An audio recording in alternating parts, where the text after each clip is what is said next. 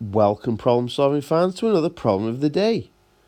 And this one's all about a square and a rectangle having the same area. Well, as you know, the area for a square or a rectangle is basically length times width, or L times W for short. So let's see what we've got to do. We've got to find out the perimeter of the rectangle.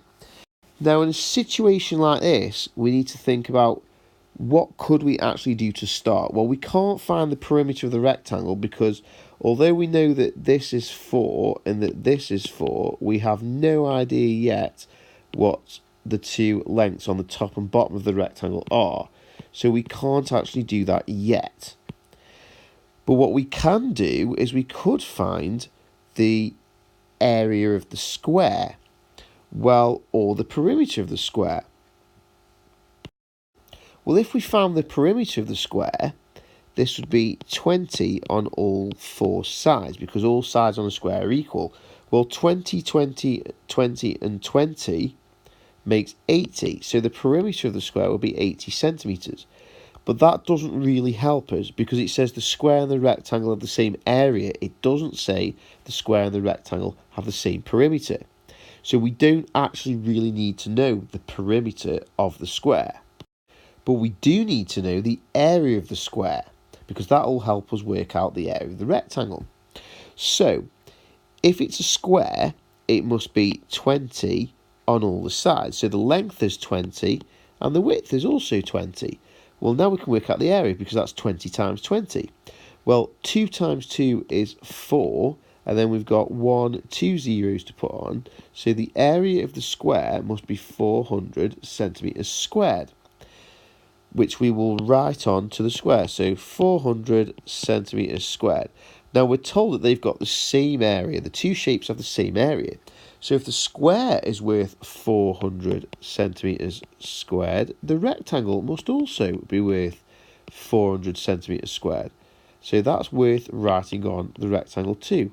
400 centimetres squared. Don't be afraid to actually write on the diagram. Now for the rectangle, we know that it is length times width as well. So if underneath the rectangle we write length times width, well, we already know that the width is 4, but we know that the length times the width, which equals the area, we know that the area is 400.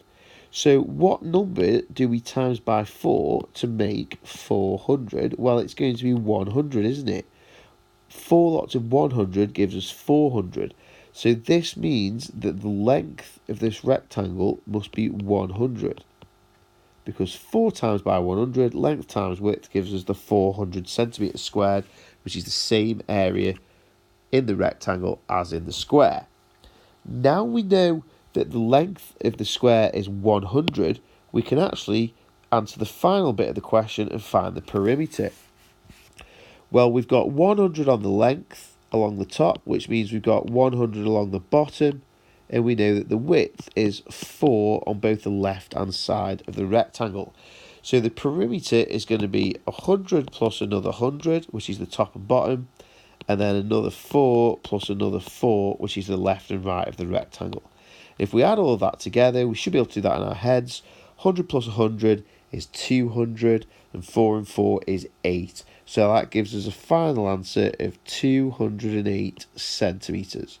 Remember, when you're dealing with area, that's in centimetres squared, but when you're dealing with perimeter, that's just in centimetres. So our final answer is 208 centimetres.